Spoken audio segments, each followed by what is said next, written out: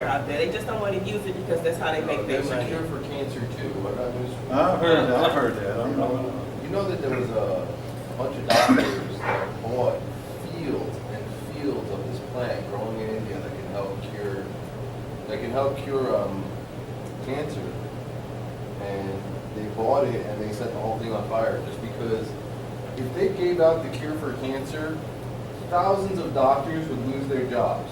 Big Farm would go way down. And that's the pharmaceutical for The St. pharmaceutical companies, Big Farm. Okay, listen. What you're talking about. Okay, let me say something. The opinions expressed by your classmates are not necessarily mine. Okay. What? What are The you? opinions expressed by some of your classmates are not necessarily the opinions I hold. Now, I mean, all what you're saying, I've heard this kind of stuff all my life. And I don't know, I honestly don't know how true it is. Now, it might be. I mean, there was this man who discovered a cure for cancer under Adolf Hitler in the 1930s. This is going viral on the internet. But you look at, I mean, you take a look at the other side of him. And he said, okay, cancer was caused by lack of oxygen to cells. And it can be cured by giving a certain serum that will not allow cancerous cells to get oxygen, but will allow the normal cells to get the oxygen. But other doctors have said this cure is bogus. It works on some people, it doesn't work on others. It was an African who died. I Was have it? to find his name. I have to find Yeah. him. Again, I mean, you can say what you want to, and I'll say what I want to, but I'm not going to prophesy because some of this stuff, we sometimes believe things we shouldn't. I mean, there might be a cure for cancer out there that they don't want us to know. And then again, a lot of these diseases, I mean, these drugs have side effects to where they cure is worse than the disease that you were curing in the first place. All right. You don't, yeah, okay. All right, leaving that. All right, AIDS, we've somewhat solved the problem. Ronald Reagan, after we went through a couple of presidents, well, actually, we had not had a president last 4 years since Eisenhower. We had not had a president last 8 years since Eisenhower. Kennedy didn't, Johnson didn't, Nixon didn't. Both Johnson and Nixon were reelected, but Johnson. Did 8 years? Huh? Didn't Bush do 8 years? Ronald, I'm only as far as Reagan right now. Oh, okay. No, you're right. Bush 43 did last 8 years. But Ronald Reagan was the first president since Eisenhower that actually served 8 years. You know, now, we now know that Ronald Reagan, of course, I believe your book says he stuck more than any other president we had in modern times. But also, during the time he was in the White House, he came down with Alzheimer's. If you know anything about Alzheimer's and you look at his photographs, it shows up. But he kept it really, he knew it, he had it. But he kept it really covered up as long as he stayed in the White House because it's grounds for him being not impeached, but it's ground for him being given a medical discharge from his duties and the vice president taking over. If a team of doctors examine a president and find he's mentally incompetent, now they've got to actually prove it. But in his case, he kept it quiet. Then once he was out of the White House, he told the world that he had Alzheimer's. How long before his term did he know that? Again, it's you can't really pinpoint that on this date he got it.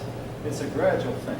No, I know it's a gradual thing, but at what point during his presidency? Was it in the beginning of his presidency or towards the end of his presidency? Likely towards the end. If it had been the beginning, I know that it's a gradual thing. Yeah, it's gradual, and you just can't pinpoint that before this day he didn't have it, and after this day he had. Well,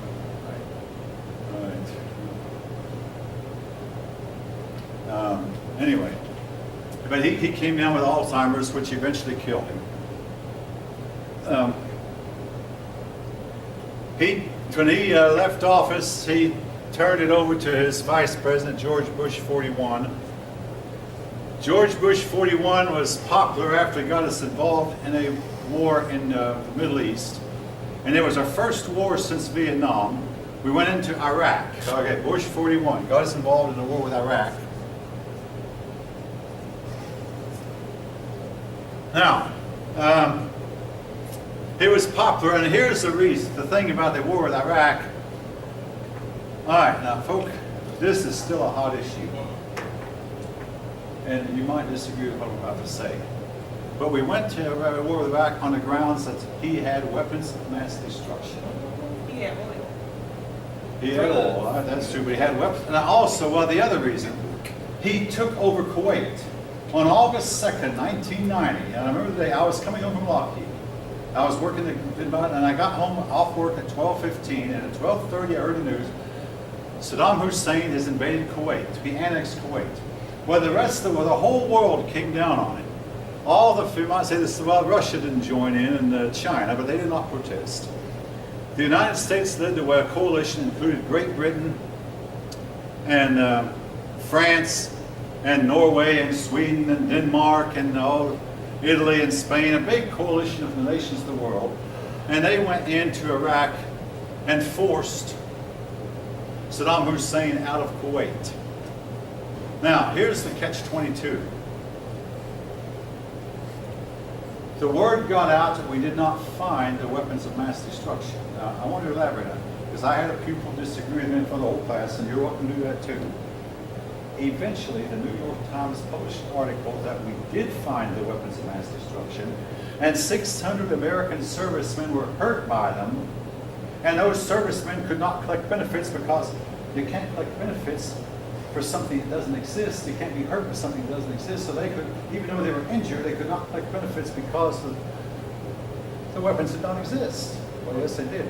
And then when finally the New York Times published it, and the Washington Post took up and published that we had found weapons of mass destruction, the critics said, oh, they're old and moldy and mildewed, and they were rusted down. They were not really, well, they're still WMDs. I don't care how old they are. Yeah. They killed, but I mean, again, you can look this up. Now, I had a pupil at this point to interrupt me. Said, no, he didn't find them. There were no weapons of mass destruction. But at least he said we did. We had two other reasons to go to war. Reason number one was he killed 1 million of his own people. And yes, he gassed someone. When we dug up the body, we found that someone had died of gas. That's a WMD, weapon of mass destruction. So that means he had them. But number two, he gave $25,000 to the family of every Palestinian who went to Israel and moved himself up. He was supporting terrorism worldwide. This is grounds for war. Obama, right before he finished his presidency, gave $221 million to the Palestinian Authority, knowing that this money goes straight to Hamas. Hamas takes it. Any money that goes into Palestine Hamas goes, takes it, and funds terrorism, building tunnels, killing people. And I've seen this firsthand.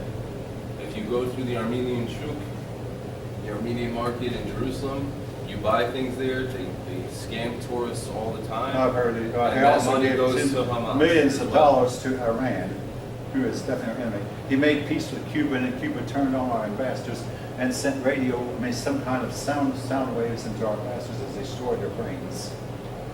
He made peace with them. All right, now I gotta be careful. I've said what I intended to say. Never mind. All right, leaving that for the moment. But anyway, I got a discussion with one of my brothers one time. My brother was hard against the war in Iraq.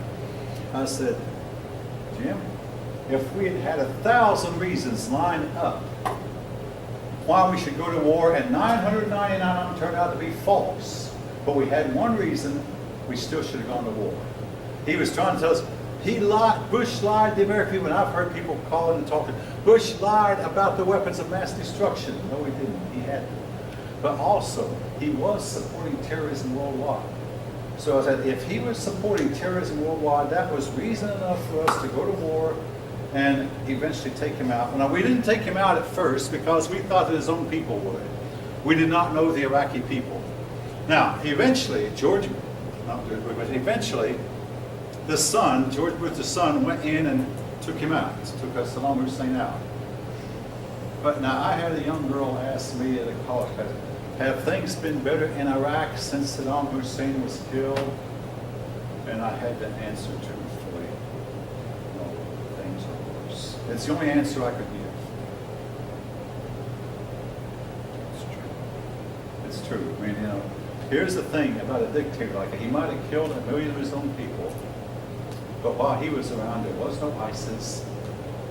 Out of control, He had it, yes. He had to Now, give them by the nose. am I advocating killing 1 million people? I do believe in a death penalty. There are certain situations in which to keep order, you have to, and he had the ability to control it. I would feel uncomfortable saying this in a big class, but there's only 5 of you here, if you can understand me. But, okay, I had a high school teacher who said that democracy does not work among most people. It only works with people like the Britons and maybe the Western Europeans and the Americans. But this was in days when the democracy was failing like everything in Latin America and failing authorities, that you have to have a dictator who will keep a firm hand on most people. Saddam Hussein was that dictator, he kept a firm hand. And under him, The question is like this, what gives the Americans the right to go and mix their nose into other people's business? What's stopping China from coming into America and saying, we're gonna make order in America? What's stopping other countries to do? Why is America the only one that has the authority, so to speak, to just go to Syria, because they're fighting each other, and just mix their nose in? Like, it's not our fucking business. It's just my language, but it's not. this is a college They have class now. something that- Mixed- I'm sorry. This is mixed company now. Yes, I'm sorry, yeah. That's It's all it mixed is. company. They No. have something that we So want. be careful. But in Syria, like they were fighting each other, right? What business was ours to go in? I will say this, I want to say Kill this. each So other, you're- it's not my business. Okay. This may surprise you. I actually am for Assad for the simple reason, when we destroyed Saddam Hussein, things got worse. When we destroyed Muammar Gaddafi, things got worse. Yes. And if we destroy Assad, the man who takes his place, I fear, is going to be worse than Assad. And we're going to wish that the Russians. grow in its place in the Middle East. What's that? That you cut the head of the snake to grow in its place in the Middle East. It's all about can't money. kill 'em. Like, A lot of, you might be it's right. about money, it's It's about not. the Hey, banks. at least, I think I've got the class more awake than I normally do with this. Yeah, I appreciate the input. No, it's Um, the fact is, like, why do we have the right to just mix our nose into everybody's business? Or why should we? Why should we go Okay, I'm war going to with attempt to everybody else? answer that. I really believe you are right. We shouldn't. I mean, if Saddam Hussein is killing 1 million of his own people, That's his own now people. here's, What business is it? I'm doing it. now here's the thing. What if somebody comes in and kills 1 million of us? Would we want somebody who could stop it to come in and stop it? I don't know. Again, there is 2 sides to this now. In other words, but also, so once Saddam Hussein killed his 1 million people, in the last years of his reign, he did not kill hardly anybody like that. But he was supporting terrorism worldwide, and that gave us a right. To me, Right, 100%. He's supporting terrorism, but Yeah. I'm not saying in that situation, particularly I'm saying in any situation, why does America feel they have the right to just mix their nose with everybody else's business? but the terrorists attacked us on our own soil. Okay. Yeah, And I know. yeah. I'm saying, I'm talking about in other situations, like Syria. You know, Well, we You know, again, you might actually you have don't a have real the right point. to do that. Now, see, it was the same thing there with the communists. They do. These terrorists come in anywhere, and of course they've even attacked Russia, they've attacked France, they've attacked Britain, they've attacked Belgium, they've attacked Spain, they've attacked us. They haven't seemed to hit in Latin America very much. They've attacked Israel, and even attacked Turkey, a Muslim country. How do we stop them? The idea is, well, we go there. I mean, okay, I'm giving you an alternate view. I'm not saying I'm right, I'm giving you an alternate view. We go there and get them where they are, Right. and find out where their training, where their equipment is, where the weapons are, and go and take that out. And the more of them we kill, the less terrorism. Of course, once they're dead, they can't. Now, ISIS is broken up now. ISIS is not really a... But how did it break up? The United States went with its troops along with some of the rest of the world and broke them up. Okay. Again, you've got a good point. What gives us the right? And then one thing I will say about we're trying to impose democracy as if that is a solution, and I think that's wrong. They Then have it's a something solution that for us. we want, What's that? period. They have something that we want. It don't matter what country we go into, Kuwait, whatever, we always put a base somewhere. They have something that we When we put a base of operations so that we can. and we never leave. We never leave. Okay, this is at least I've got a class that's awake and alert. Not everybody's participating, but at least everybody seems to be listening. And your input over here is welcome. All right, if you wish to. All right, now, anyway, Bush 41 did not take out Saddam Hussein. He figured that would happen, but he went into Iraq.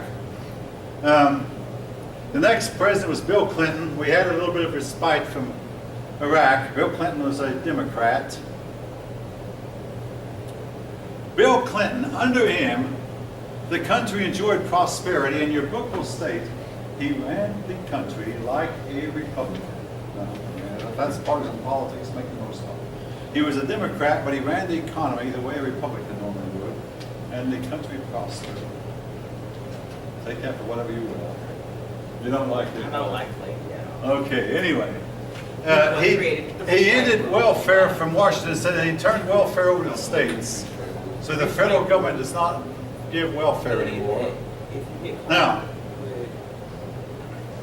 but Bill Clinton is going to, any drugs, any guns. I remember any, like you had like 5 rocks. That's how many years you're going to serve. He had the 3-strike bill. Look it up. Three strike. The 3 I strike. knew that there was a 3-strike rule, but I thought that affected everyone. Everyone had 3 strikes. It affects blacks. you'd have to show, well, I have not studied the issue that, I knew there was a 3-strike rule, and it has kept a lot of people in prison for life. And 4,000 prisoners die every year. The most famous one recently was Mr. Manson, Charles Manson, who died of old age in prison. 4,000 prisoners die every year. And there is a maximum security prison in this country. I say maximum security, where it has a barbed wire fence, but the men inside and women are not going anywhere. Most of them can't even walk. But some of them are in wheelchairs, but the rest of them are bedridden. They're very, very sick.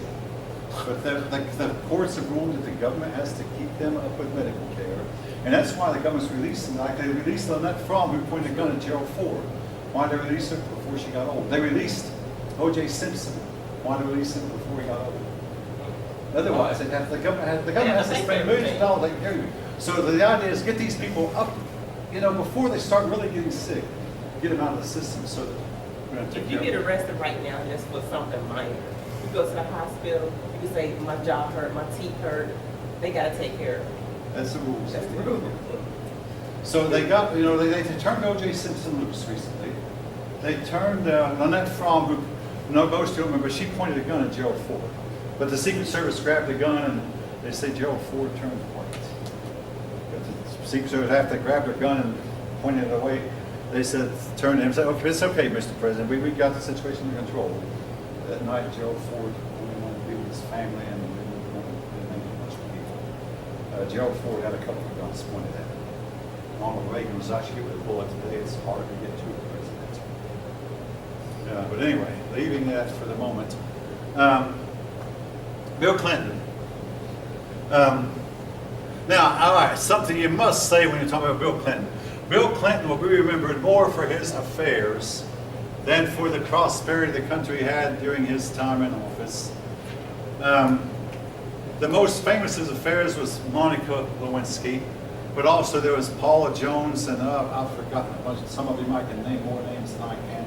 There's one after another, and some of these appear, he's been accused of outright rape.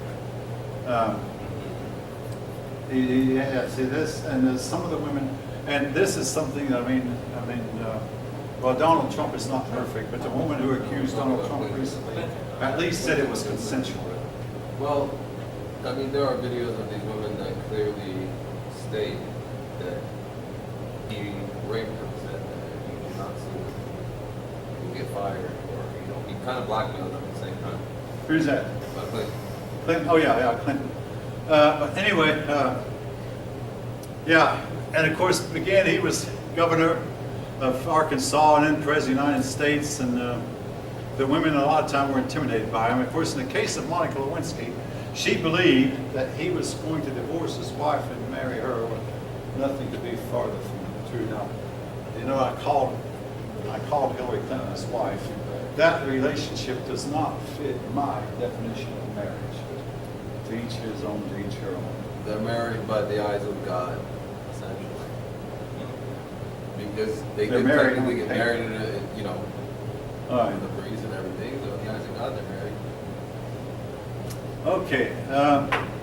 After 8 years, the country elected Bush 43, and Bush 43 went back into Iraq and into Afghanistan. All right, during Bush 43, in September 11th, and I do remember this date, September 11th, 2001.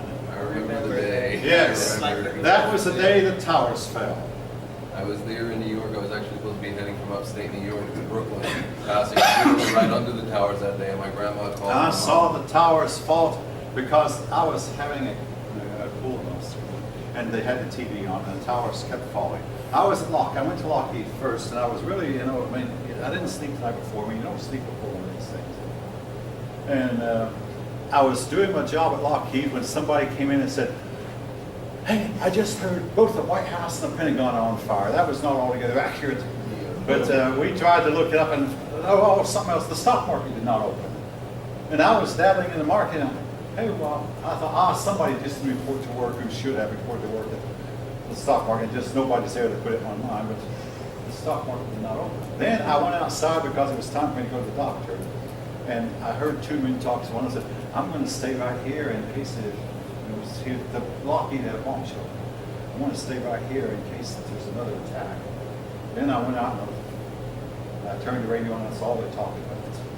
My dad was driving right out of the Holland Tunnel, looked up, saw the second plane hit the building, like live. Well, right there. see, they said that all airplanes had been taken out of the sky. So I looked up, and Lockheed is close to a big Air Force base. I looked up, and I mean, you can always look at no airplane for weeks. There were no airplanes. Your professional baseball players who were caught in another city had to take buses back to their home. Play was suspended for about a whole month while they retrofitted the planes. They retrofitted the plane where a passenger cannot get into the pilot's compartment now. Because it used to be after a flight, you'd be able to go up there, see the pilots. See, Oh yeah, but now you can't do. You can't. separate compartment. Now, but anyway, yeah, but 4 planes were commandeered. So this got us back into excuse me, got us back into Iraq.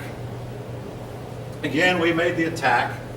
This time we took out Saddam Hussein, even though he was not involved in the 2001 attacks. It was Al Qaeda, but we actually, in addition to going against Iraq, our war was with Afghanistan, who we believed it's Osama bin Laden was. Osama bin Laden was leading the Osama. Is it true that Osama was actually a burned CIA agent from the 80s?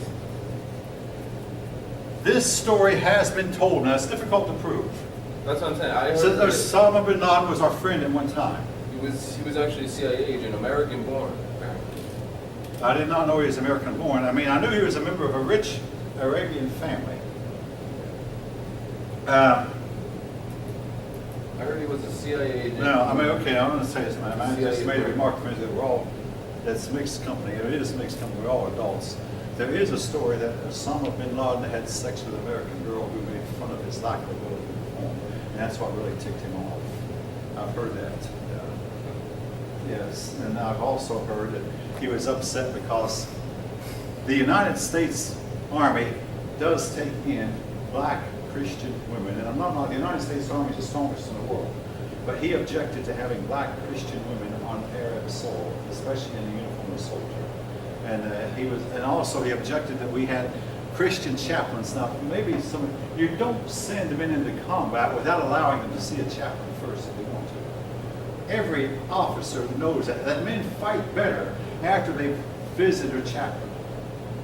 It's simply a fact of life. Well, he objected to have it. And see, most American soldiers are at least nominally Christian. Not all, but most of them are at least. When it comes, well, put it this way. When the commanding officer said, we're going to engage the enemy in a few minutes, all atheism stops. I've been told that there are no atheists. So why was it just black Christian women? How come it's in combat? You'd have to ask him. But, I mean, again, not knocking the American Army. The American Army takes in blacks. The American Army takes in Christians. And he objected to that. But the American Army is more Christian than it is anything else. Sure, you know the saying, there's no atheist in a foxhole. I've heard it many a time. And, of course, when I said that to her class one time, some woman, You hide it. and you're praying a lot of When you times. pray, you're like, God help me, save me.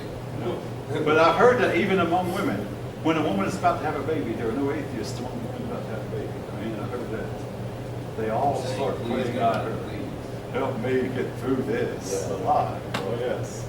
Yes, And no matter what God you believe in, you start calling on that God. And if you don't believe in a God, you just start, Believe in any you God. say, God out there, you can hear me, There's please an help me. omnipotent Oh, Savior. God. Yeah, please save me. Oh, yes. Any God that's out there, help me. Yes. All right, anyway. But he objected to, the land of Arabia does not allow Christian churches. And our chaplains does not allow to wear a cross on their collar. Now this I've heard. And was not allowed to set up a chapel and holy Arabian soil. This is their view. And he was upset about that. Anyway, whatever it is, he turned hard against the United States. And we found him not in Afghanistan. We found him in Pakistan. And folk, we believe, when we were watching him by satellite, we could tell when he came out, we believe the Pakistanis had to have known he was there because he was right inside of a Pakistani training him for young officers in the Pakistani army. When we found, we were watching for some time.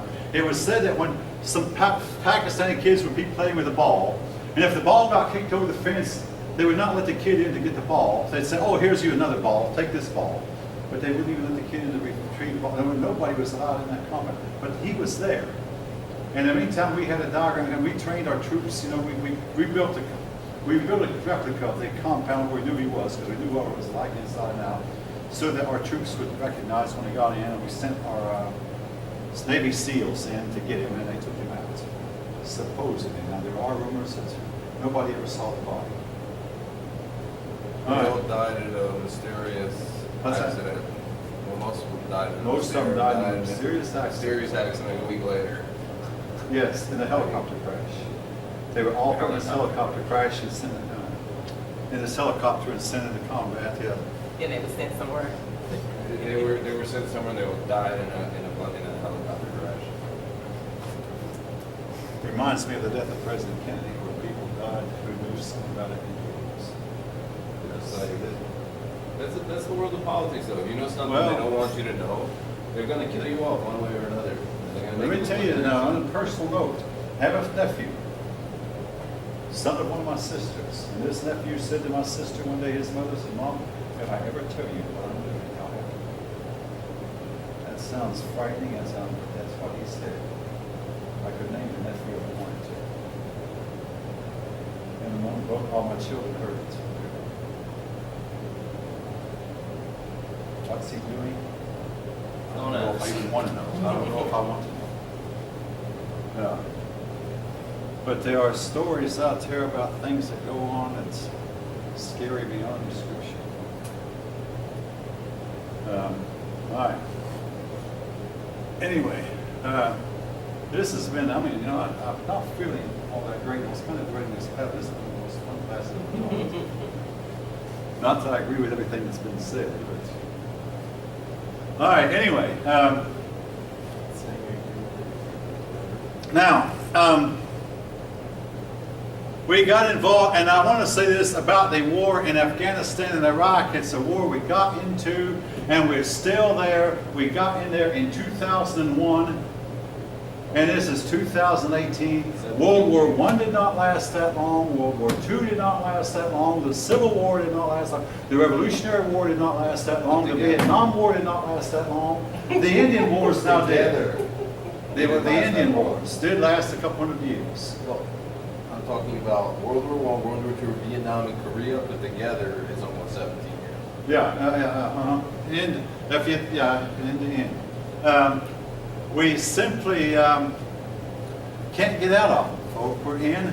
Now, of course, we could get out, maybe just pull out, but we are getting to where, Wasn't, No. was it Trump, was it Obama or Bush that said no boots on the ground? They wanted to take all boots off the ground and, I forget, which was either Bush, second Bush or Obama. that's what I'm saying. Which, But now, I don't, Why what I do, didn't they will take- say this, was that under Obama, we had such strict, heavy rules of engagement, our troops could hardly fight. Trump has taken away those rules of engagement, and when our troops fight, they win. Now, talking about something that's not supposed to happen, there was a case recently where this year, where